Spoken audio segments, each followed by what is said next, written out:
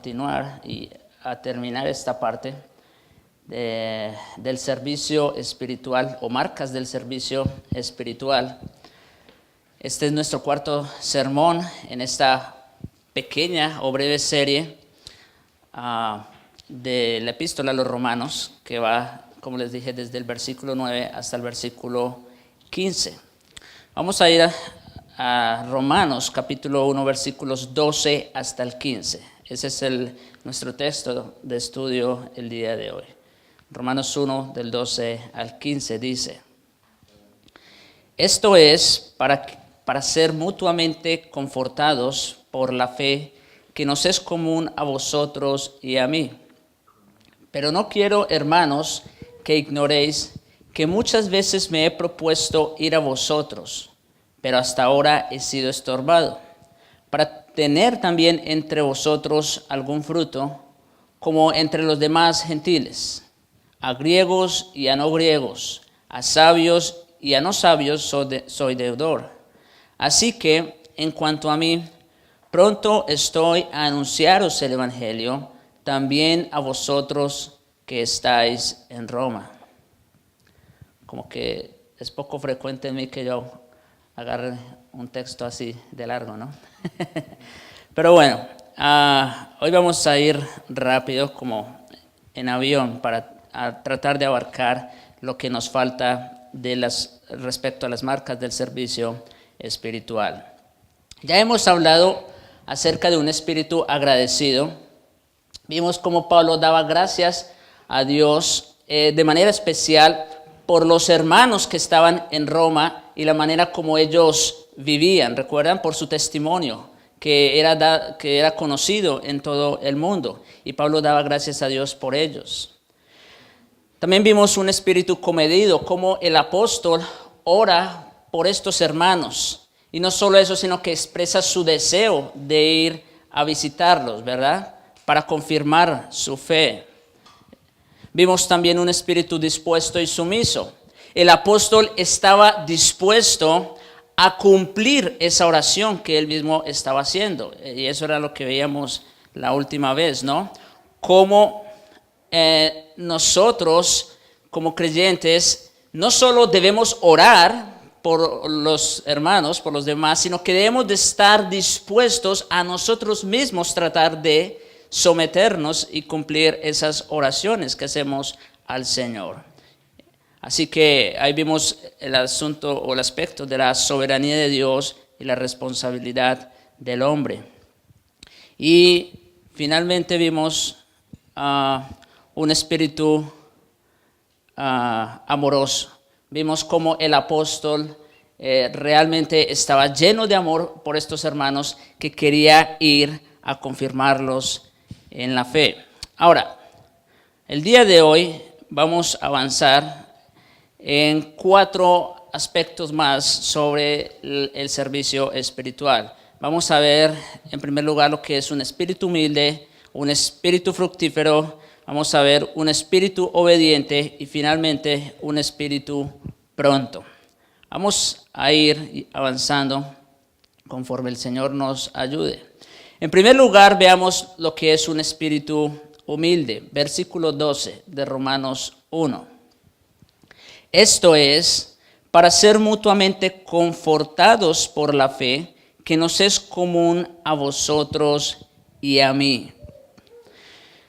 Para evitar que sus lectores creyeran que él tenía en mente una bendición unilateral, Pablo les asegura que una visita sería de beneficio para él tanto como lo sería para ellos.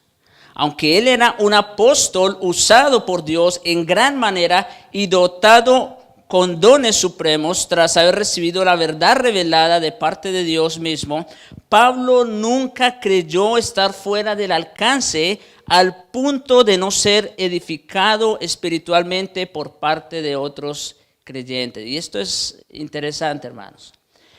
Pablo, apóstol de Jesucristo, nunca se sintió fuera del alcance de los otros hermanos al punto de no ser edificado por parte de otros creyentes, aun cuando él era un apóstol. el espíritu verdaderamente agradecido, comedido, dispuesto, sumiso y amoroso también es un espíritu humilde.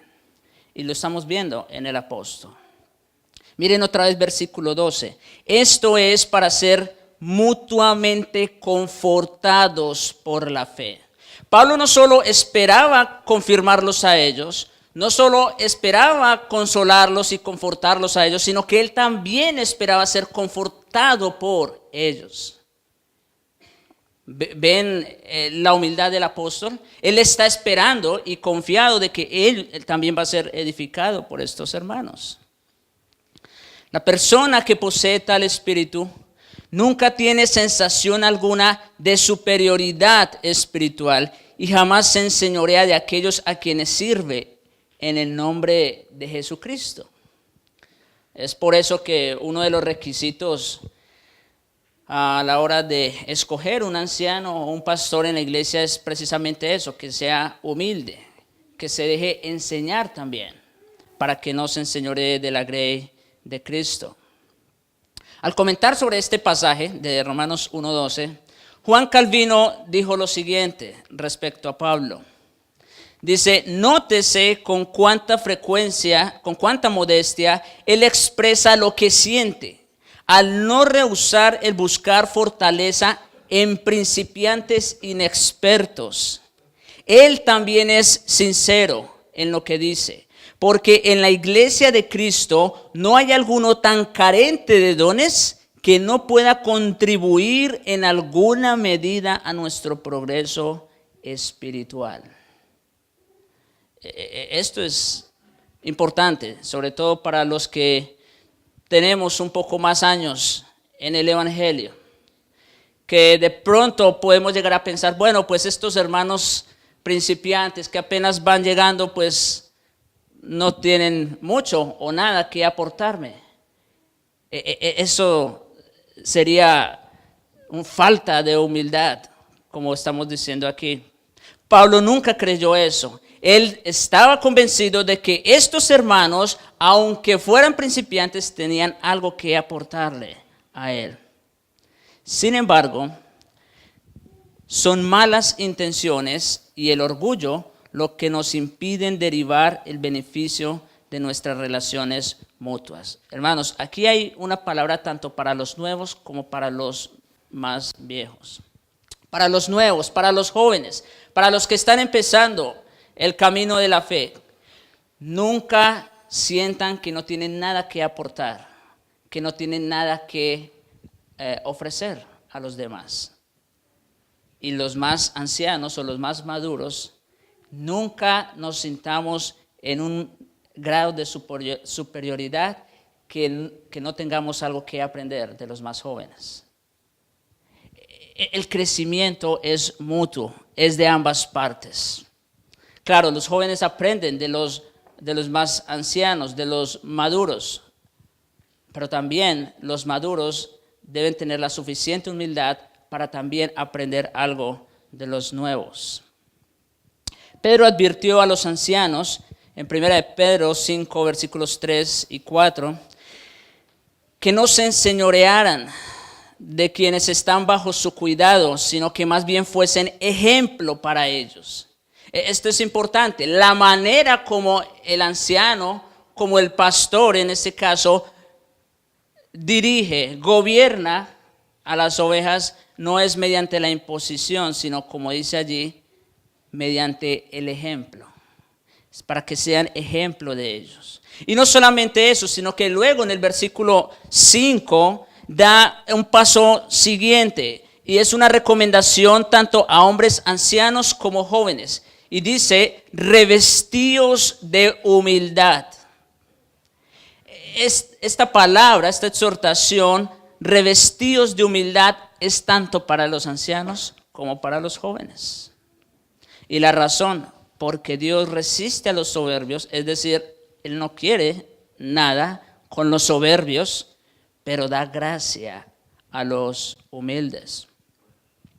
Pablo, el teólogo más grande que ha existido, también fue uno de los hombres más humildes de todos. Él fue bendecido de una manera inmensurable. Y sin embargo no tenía el más mínimo rasgo de orgullo espiritual o de arrogancia intelectual. Pablo tenía de qué jactarse. ¿Y qué dice Pablo de todas esas cosas por las cuales él podría jactarse? Dice, todo eso lo tengo por basura, por pérdida, por amor de Cristo, mi Señor. Puesto que él todavía no había alcanzado la perfección espiritual, aunque genuinamente la procuraba alcanzar, él estaba deseoso de ser ayudado espiritualmente por todos los creyentes en la iglesia romana, tanto jóvenes como ancianos, maduros e inmaduros, por igual. Pablo experimentaba la misma lucha que usted y yo experimentamos a diario, hermanos. Y por eso él también necesitaba el consuelo, el confort de los otros hermanos. Y eso que él era un apóstol. Es lamentable, hermanos, que muchos líderes doctos y superdotados en la iglesia crean haber superado todo aprendizaje o la necesidad de ser ayudados por creyentes más jóvenes y con menos experiencia. Eso es lamentable. Sería lamentable que alguno aquí, de pronto por la edad, por el tiempo que lleva en el Evangelio, en la Reforma, pudiera llegar a creerse más que los otros. Eso sería muy, muy triste, muy lamentable. Como les dije otra vez, porque Dios no nos ha llamado a ser independientes, a ser islas separados, sino Dios nos ha llamado a ser un cuerpo para que mutuamente seamos confortados. Pero también es triste ver a creyentes menos experimentados que muchas veces sienten que no tienen nada que ofrecer a sus líderes. Como les decía hace un momento a los jóvenes y a los nuevos, a los principiantes, nunca se sientan con ese grado de inferioridad, que no tienen nada que ofrecer. Cristo mismo nos insta a aprender de Él en Mateo 11, versículo 29. Miren este versículo tan hermoso y tan lleno de verdad. Dice, llevad mi yugo sobre vosotros y aprended de mí, que soy manso y humilde de corazón, y hallaréis descanso para vuestras almas. Nuestro Señor Jesucristo nos está llamando la atención a que aprendamos de Él, a que tengamos la suficiente humildad para aprender, para escuchar. Y de hecho, ¿qué es lo que debemos aprender sobre todas las cosas? A ser humildes y mansos, como dice allí. Aprended de mí, que soy manso y humilde de corazón. Hermanos, el orgullo es lo que no permite que bajemos la cabeza para escuchar y aprender. El orgullo es lo que no permite que bajemos nuestra cabeza para escuchar a los otros. Sin embargo, disposición a escuchar y aprender es lo primero que se necesita para vencer nuestro orgullo. Estamos hablando de dos tipos de visión que se contraponen la una de la otra. Y de hecho aquí nadie se escapa, o es la una o es la otra. Y es más, la gran mayoría está de un lado que del otro. La gran mayoría son dominados por el orgullo, por su propio yo. Siempre cree tener la razón. Pero la otra parte es la humildad, la que está dispuesta a escuchar y aprender. Filipenses capítulo 2, vamos a ver lo que nos dice el mismo apóstol San Pablo respecto a este principio de la humildad. Filipenses capítulo 2, versículos 3 en adelante. Nada hagáis por contienda o por vanagloria, lo opuesto de la humildad, ¿no es cierto? Nada hagáis por contienda o por vanagloria, Antes bien, con humildad, ahí está la otra cara de la moneda, estimando cada uno a los demás como superiores a él mismo. Ven que eso de tener un sentido de superioridad sobre los demás, eso nada tiene que ver con lo que nos enseña nuestro Señor Jesucristo y lo que nos está enseñando el apóstol aquí. Considerando o estimando cada uno de los demás como superiores a él mismo. Claro, tampoco nos está instando a que tengamos un complejo de inferioridad, ¿no es cierto? Que nos creamos completamente inservibles. No, eso no es lo que está diciendo. Sino que hagamos las cosas, sí, pero con humildad.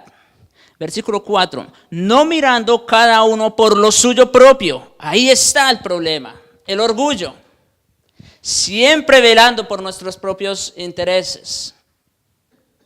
Dice, no mirando cada uno por lo suyo propio, sino cada cual también por lo de los otros. Ese es el sentido de humildad.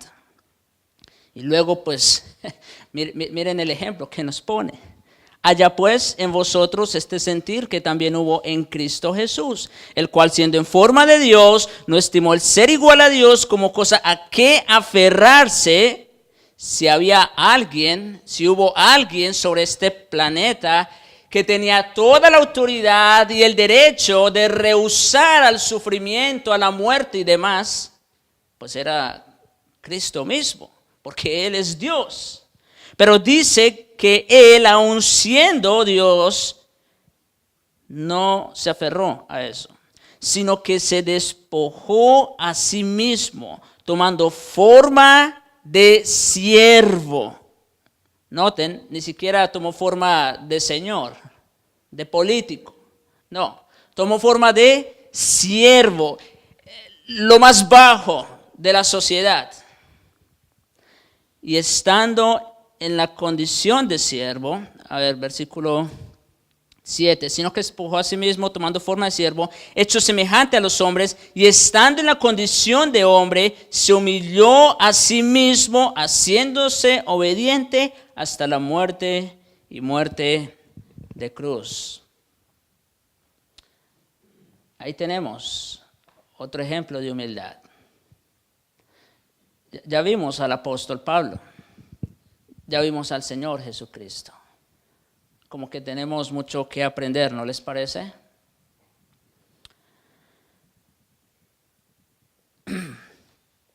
La pregunta que tenemos que hacernos es, ¿estamos aprendiendo humildad y mansedumbre? Hermanos, esto es algo característico de todo cristiano, de hecho sea de paso. Lo vimos en las bienaventuranzas, no sé si recuerdan. Bienaventurados los mansos. Esta es una característica que debe tener todo cristiano. Claro, como dijimos también en aquel momento, esto es algo que solamente puede venir como fruto del Espíritu. Por eso tenemos que pedírselo al Señor, que nos dé esa disposición para aprender y para escuchar, para aprender de los otros, que nos dé humildad, en otras palabras, para aprender de los hermanos, aun cuando ellos sean más jóvenes que yo o sean principiantes. ¿Estamos dispuestos a aprender de ellos? En segundo lugar, veamos un espíritu fructífero. Versículo 13 de Romanos 1. Dice, pero no quiero, hermanos, que ignoréis que muchas veces me he propuesto ir a vosotros, pero hasta ahora he sido estorbado para tener también entre vosotros algún fruto, como entre los demás gentiles. Pablo empleó con frecuencia la frase, no quiero, hermanos, que ignoréis, como un medio para llamar la atención sobre algo de gran importancia que estuviera a punto de mencionar. La utilizó para introducir su enseñanza acerca de cosas tales como el ministerio del llamamiento de Dios a los gentiles para salvación. en Romanos 11:25. También la utilizó para hablar de los dones espirituales en 1 Corintios 12 y la segunda venida en 1 Tesalonicenses 4. Aquí la está usando para introducir su decidido plan de visitar a los santos en Roma. Dice, no quiero, hermanos, que ignoréis que muchas veces me he propuesto ir a vosotros. Es decir, Pablo quería que estos hermanos en Roma tuvieran presente que su intención era sincera, era genuina, venía de dentro. Pero hasta ahora he sido estorbado. Y nosotros sabemos ahí, y como vimos en el sermón anterior, ese estorbo es parte de lo que Dios ha planeado hacer, ¿no es cierto? Como Pablo a veces quería ir a alguna parte, pero el Espíritu Santo lo guiaba y lo llevaba a otra parte, o simplemente era perseguido, tenía que huir de una ciudad, en fin, muchas cosas pasaron con su vida. Y hasta entonces él había sido estorbado. Pero les asegura a sus lectores que él tiene el firme propósito de ir a visitarlos. En lo referente a sus propios planes, él habría estado con ellos desde mucho tiempo atrás si no hubiese sido estorbado por Dios mismo. Su intención no era promover alguna acción social, siguiendo adelante con el versículo, sino tener también entre los creyentes de Roma algún fruto, como entre los demás gentiles a quienes ministraba, según el versículo 13. El ministerio de Pablo fue una búsqueda incansable por fruto espiritual. Su predicación, su enseñanza y sus escritos nunca fueron fines en sí mismos. El propósito de todo ministerio verdadero para Dios es dar fruto en su nombre y con su poder para su gloria. Y eso era lo que Pablo en alguna manera quería producir en estos creyentes de Roma.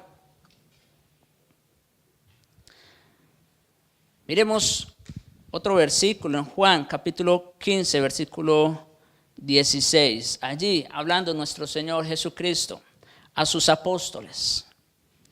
Dice, no me elegisteis vosotros a mí, sino que yo os elegí a vosotros. Y os he puesto para que vayáis y llevéis fruto y vuestro fruto permanezca.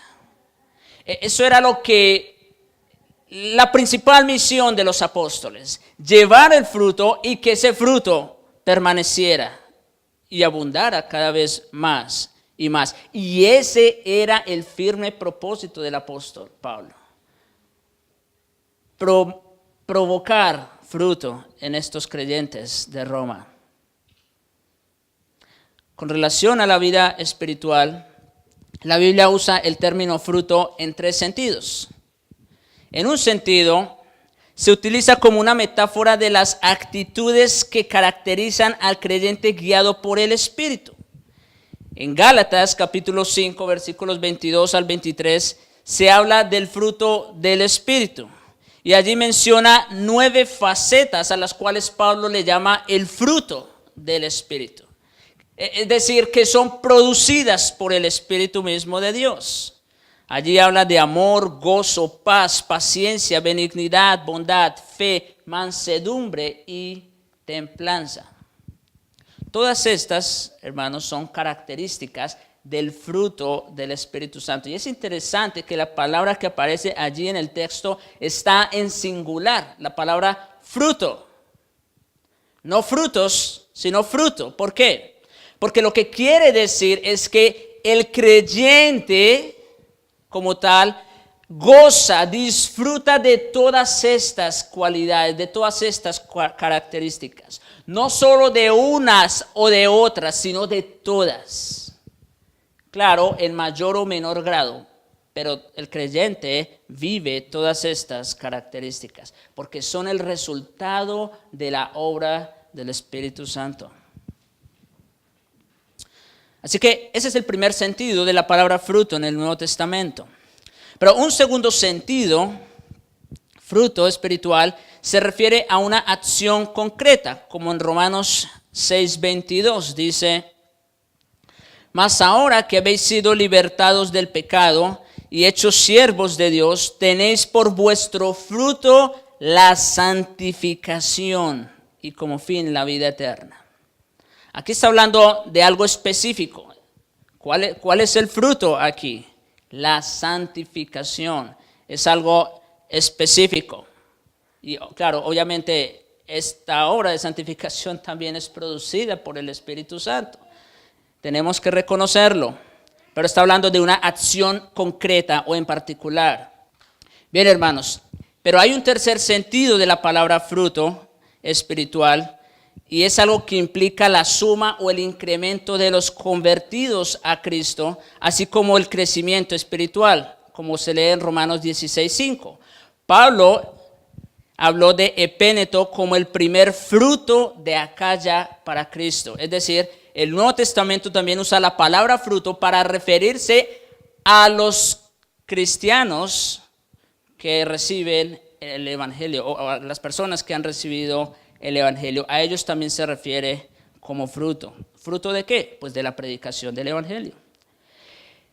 Pero entre los romanos, volviendo a nuestro texto, Romanos 1, versículo 13, donde habla de obtener de ellos algún fruto, como entre los demás gentiles. El fruto que Pablo anhelaba ver es en este sentido último, en un sentido de adición. Incluía tanto a nuevos convertidos como crecimiento en los que ya eran creyentes. El apóstol quería ser usado para ayudar a la iglesia romana a crecer mediante la adición de nuevos conversos y el crecimiento en la santificación de los creyentes que ya estaban allí. Cuando después de unos años él escribió a la iglesia de Filipos desde Roma, o sea, cuando ya había ido a Roma, y bueno, nosotros sabemos las condiciones en las que fue, no fue precisamente porque él quiso, sino porque ya lo llevaban prisionero. Pero cuando ya estaba allí en Roma y le escribe a los filipenses, él pudo incluso enviar saludos especiales de parte de los creyentes que vivían en la casa de César. Esto se ve en Filipenses 4:22. Es decir, cuando Pablo estaba en Roma, él ya pudo conocer a estos hermanos y hablar específicamente de aquellos que habían sido el fruto de su trabajo. Como se advirtió anteriormente, en el nombre de la obra del Señor, algunas personas se esfuerzan en buscar prestigio o aceptación, dinero, grandes multitudes o influencia. Pero un cristiano que sirve de corazón y cuyo servicio espiritual es genuino, tiene el único anhelo de ser usado por el Señor a fin de dar fruto para Él. Ese es uno de los objetivos del creyente, procurar fruto. ¿Y en qué sentido? En el sentido de procurar nuevos creyentes, o que los que ya son creyentes crezcan en la gracia y en la santificación. El cristiano que se contenta con menos que esto es una persona que solo sirve de manera externa y superficial. Ninguna cosa es más alentadora para pastores y maestros o líderes o cualquier otros obreros cristianos que el hecho de ver resultados espirituales en las vidas de aquellos a quienes están ministrando.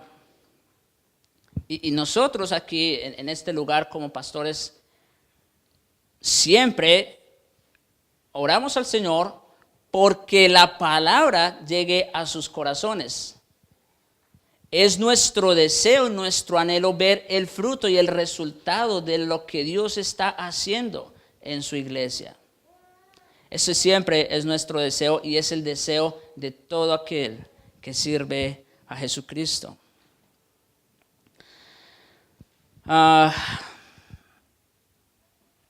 No hay una recompensa más grande, hermanos, que el gozo imperecedero de poder conducir otras personas a Cristo y ayudarlas a crecer en el Señor. Como les decía en la escuela dominical del domingo pasado, estamos hablando de lo más importante. Hay cosas que tienen su importancia para nosotros, ¿verdad? Hay cosas como la familia, como el trabajo, que son importantes para nosotros. Pero estamos hablando de lo que tiene más peso y valor para nosotros. Y no solo para nosotros, sino para cualquier persona en todo el mundo. Estamos hablando de la salvación de las almas. Y la pregunta que tenemos que hacernos es, ¿lo estamos haciendo? ¿Estamos procurando algún fruto? ¿Estamos compartiendo el evangelio con aquellas personas con quienes tenemos el contacto? ¿Estamos orando al Señor para que nos abra puertas como lo hacía el apóstol para poder predicar el evangelio? ¿Estamos procurando fruto en nuestros hermanos también? ¿Nos estamos alentando los unos a los otros? En tercer lugar, veamos un espíritu obediente. Ya hemos hablado de un espíritu humilde que está dispuesto a aprender, a ser enseñado. Hemos hablado de un espíritu fructífero, es decir, aquel que procura traer a otros al evangelio y a edificar a los demás hermanos. Pero ahora vamos a hablar de un espíritu obediente. Versículo 14 de Romanos 1. Dice, a griegos y a no griegos, a sabios y a no sabios soy deudor. Pablo prosigue a hablar acerca de sus actitudes y las razones para su ministerio, explicando que no predicaba ni enseñaba el evangelio debido a razones personales o porque el llamado pareciera atractivo, sino a causa de ser un deudor. Esto es interesante. Claro, el evangelio, para quienes sirven al Señor Jesucristo de corazón, se convierte en su pasión, en aquello que los mueve y los impulsa. Sin embargo, hay veces, hermanos, también, cuando, por causa de la persecución o por cualquier otra razón, a veces no resulta tan atractivo.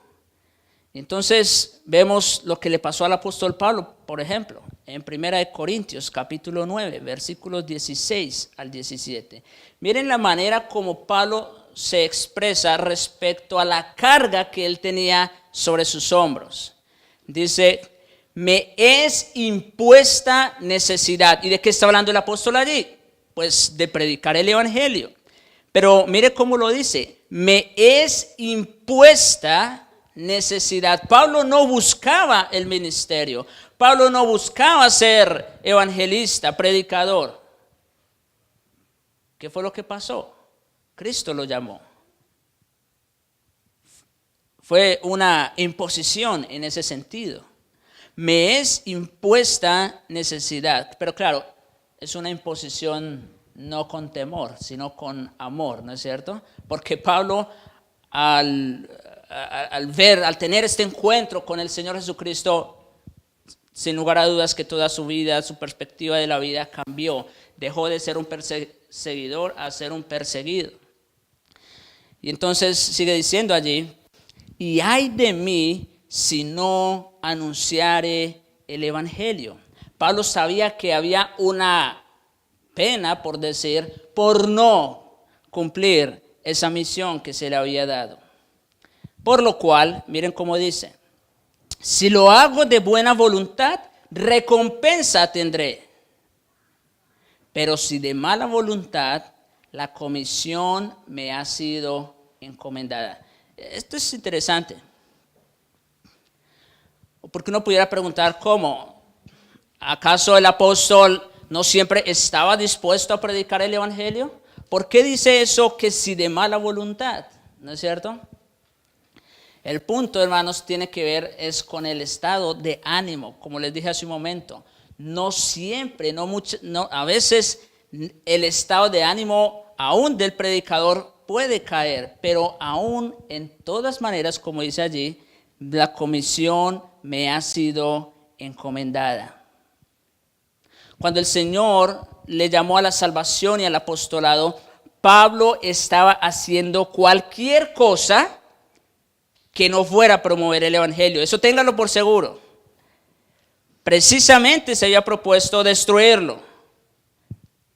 En efecto, él parece estar diciendo a los romanos: no me agradezcan por querer ministrarles, aunque les amo y tengo el deseo sincero de visitarles. Yo fui designado por la soberanía de Dios para este ministerio mucho antes de haber tenido algún deseo personal de realizarlo. Es decir, cuando Pablo les está diciendo: tengo un deseo, tengo unas ganas de ir a visitarlos. Sí, Pablo lo estaba haciendo genuinamente. Pablo amaba a estos cristianos.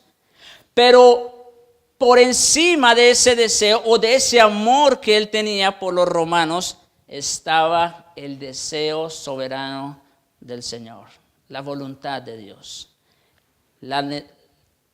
La carga que Dios o que Cristo le había puesto sobre Pablo para predicar el evangelio a los gentiles. Todo pastor y obrero cristiano sincero sabe que hay tiempos cuando el ministerio se convierte en su propia recompensa, cuando el estudio, la preparación, la enseñanza y el pastoreo de las almas son apasionantes en sí mismos. Eso es verdad. Pero hay otras ocasiones, sin embargo, cuando el trabajo no parece muy atractivo y de todas maneras hemos de estudiar, prepararnos, enseñar y pastorear porque nos ha sido impuesta la necesidad de hacerlo. Y tenemos esa tarea, esa obligación ante Dios y ante las personas a quienes servimos.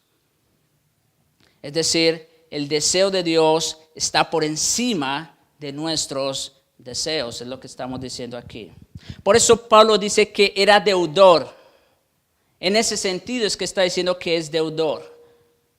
Pablo era deudor por lo menos en dos sentidos. Primero, era deudor a Dios a causa de los gentiles, debido a que Dios les había designado como el único apóstol dirigido especialmente a los gentiles. No que los otros no les predicaran el evangelio también a los gentiles, pero de manera especial Pablo era apóstol, fue llamado a ser apóstol a los gentiles, como dice Romanos 1:5, ya lo vimos, o Hechos 9:15. Él se encontraba bajo la obligación divina de ministrarles el evangelio a ellos. Pero en segundo lugar, Pablo se sentía deudor o con una deuda con los creyentes romanos directamente a causa de su necesidad espiritual. Esa es la clase de obligación que una persona tiene con alguien cuya casa se está incendiando y está a punto de morir. Cuando una persona encuentra a otra en peligro de su vida, se siente obligado por necesidad a prestarle una ayuda, a prestarle una atención. Y es más o menos ese tipo de obligación que Pablo sentía por los creyentes. Él no podía ver cómo algunas personas que estaban sin Cristo y tenían la necesidad, él veía que eso era como en alguna manera restarle importancia. Recuerden estas palabras del apóstol en 2 Corintios 5:20.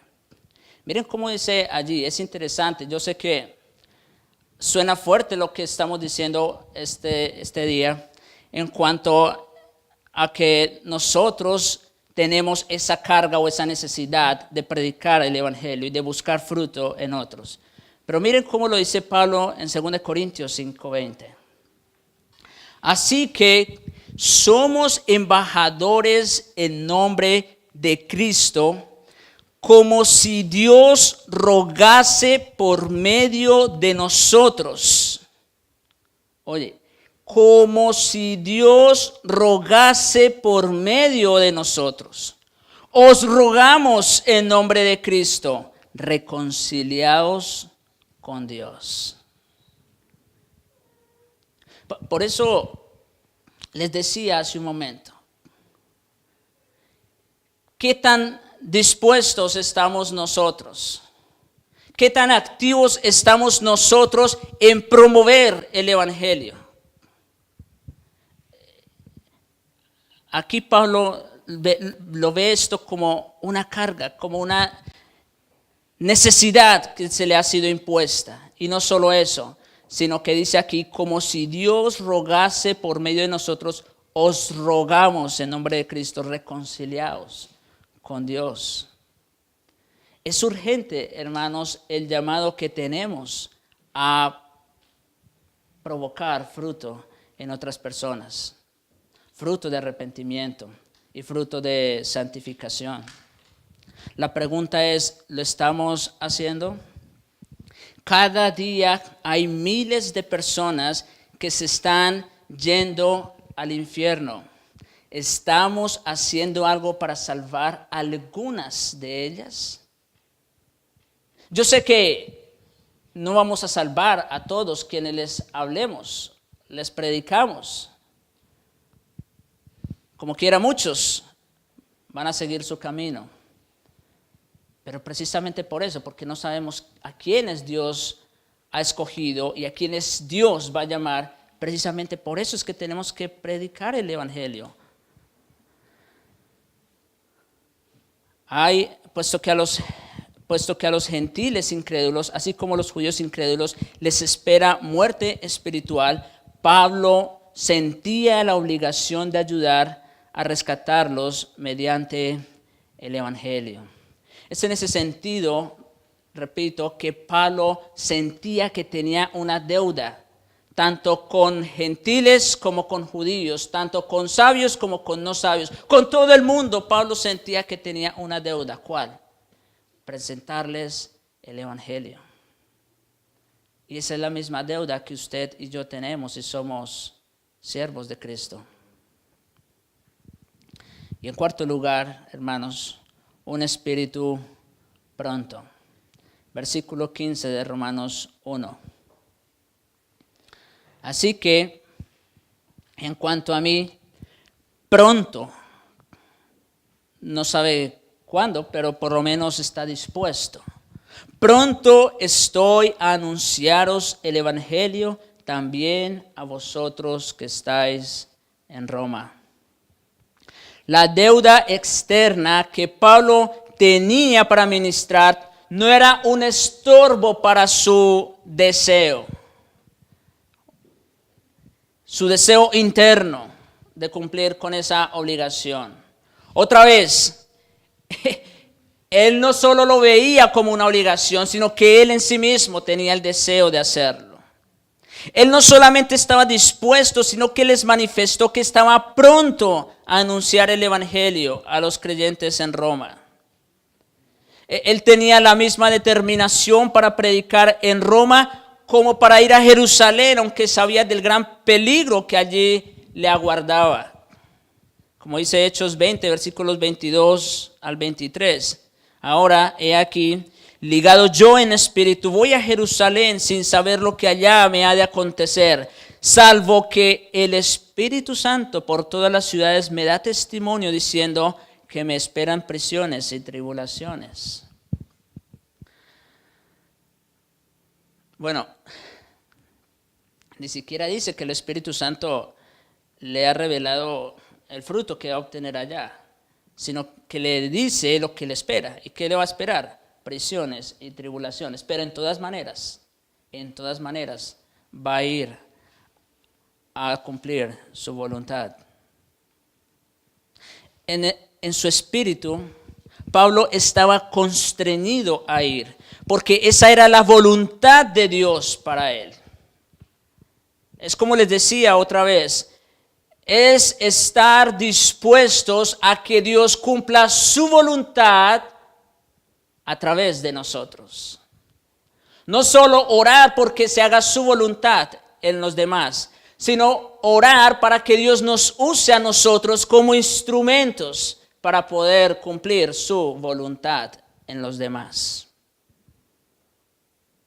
Él estaba constreñido para cumplir la voluntad del Señor. Por esa razón también dice en el versículo 24 de Hechos 20, ni estimo preciosa mi vida para mí mismo, con tal que acabe mi carrera con gozo y el ministerio que recibí del Señor Jesús para dar testimonio del Evangelio de la gracia de Dios.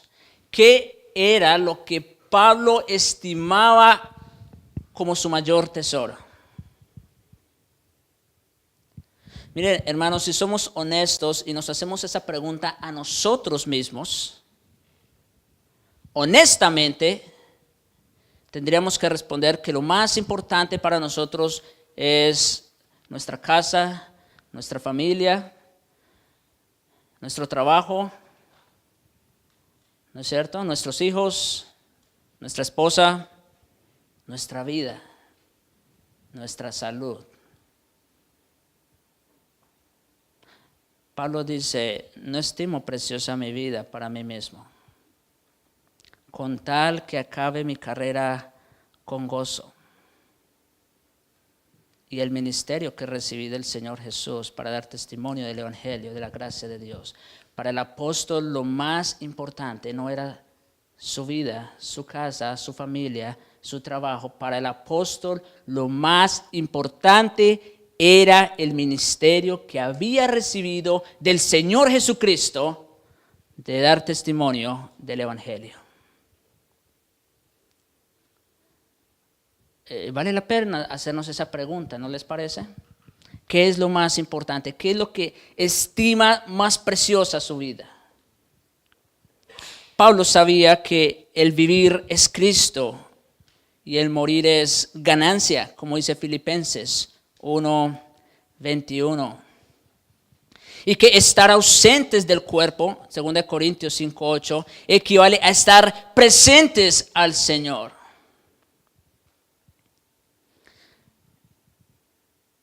Pablo tenía el mismo interés y preocupación por los creyentes romanos que tenía por los de Colosas, a quienes escribió en Colosenses 1:24, me gozo en lo que padezco por vosotros.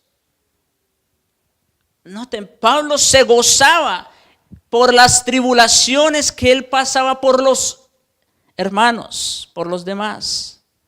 Y cumplo en mi carne lo que falta de las aflicciones de Cristo por su cuerpo, que es la iglesia. El apóstol estaba dispuesto a sufrir, a completar los sufrimientos de Cristo por su cuerpo. Pablo sabía y era consciente que los sufrimientos de Cristo no habían terminado en el Calvario, sino que los sufrimientos de Cristo siguen a través de la historia, que sus seguidores iban a sufrir lo mismo que sufrió el Señor.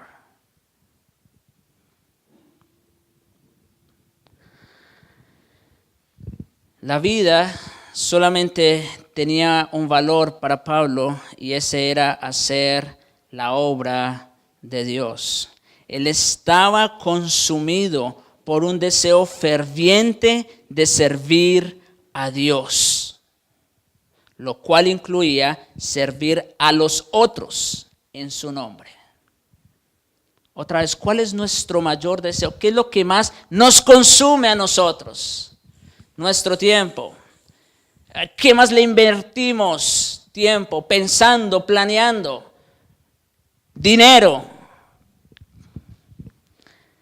Ese compromiso absoluto también fue compartido por Epafrodito, como dice en Filipenses 2:30, quien por la obra de Cristo estuvo próximo a la muerte.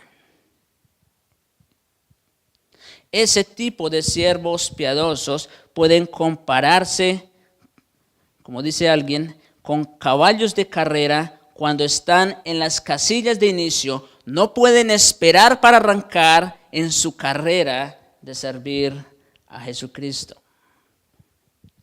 ¿Qué es lo que nos mueve a nosotros? ¿Cuál es nuestro impulso, nuestro motor en nuestras vidas?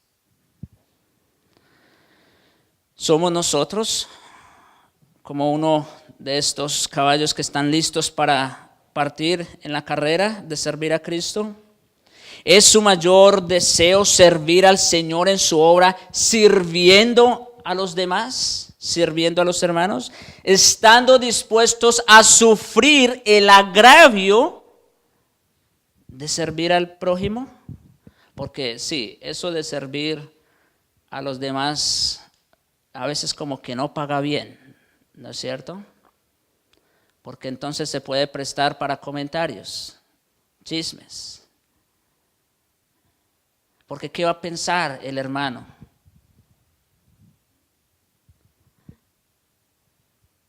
Recordemos las palabras de Cristo en Marcos capítulo 10. Vamos a ir rápidamente a este pasaje. Marcos capítulo 10, versículos 42 en adelante. Permítame, lo encuentro.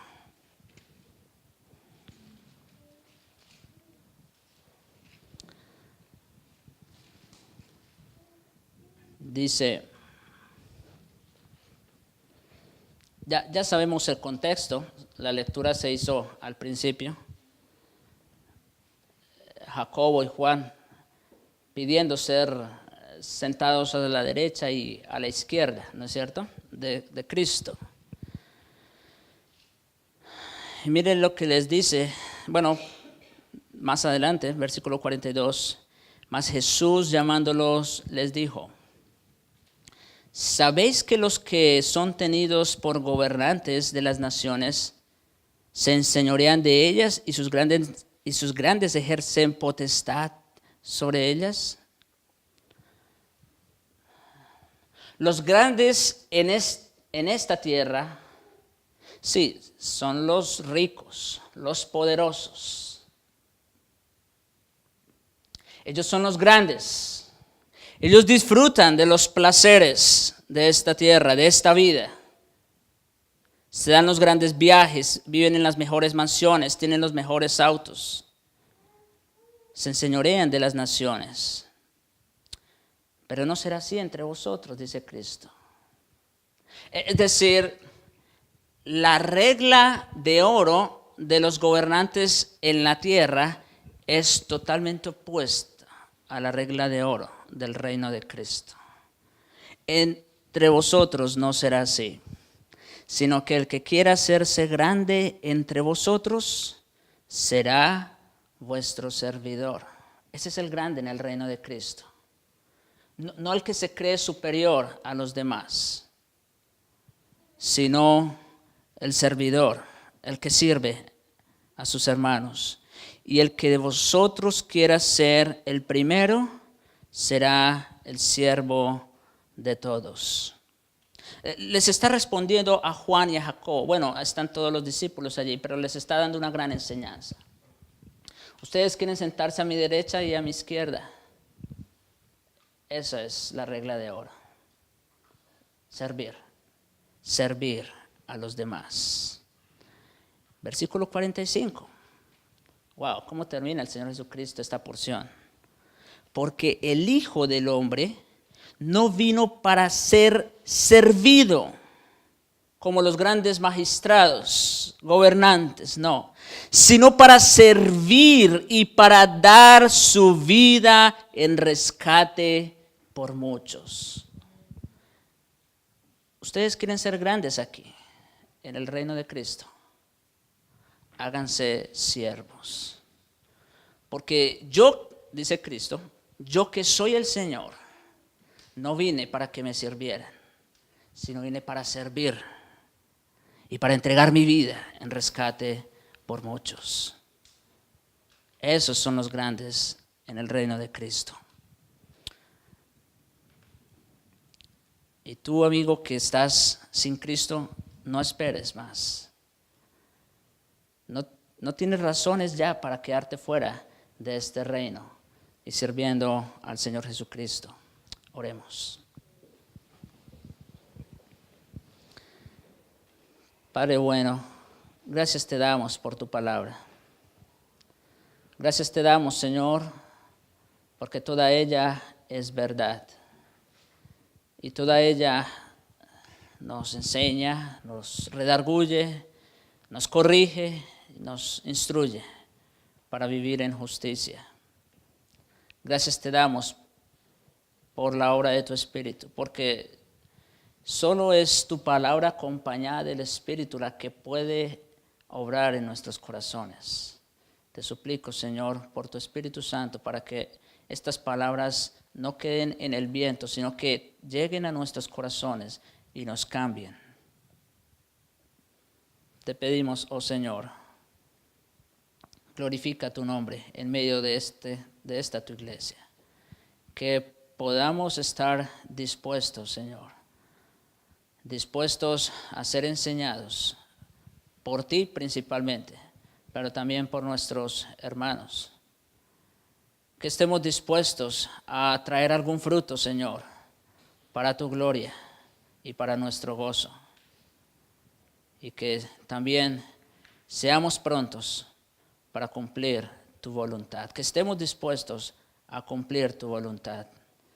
Te lo suplicamos, oh Señor, porque todas estas virtudes no están en nosotros, sino que provienen de tu Espíritu. Por eso te las pedimos, en Jesucristo y para su gloria. Amén. Amén.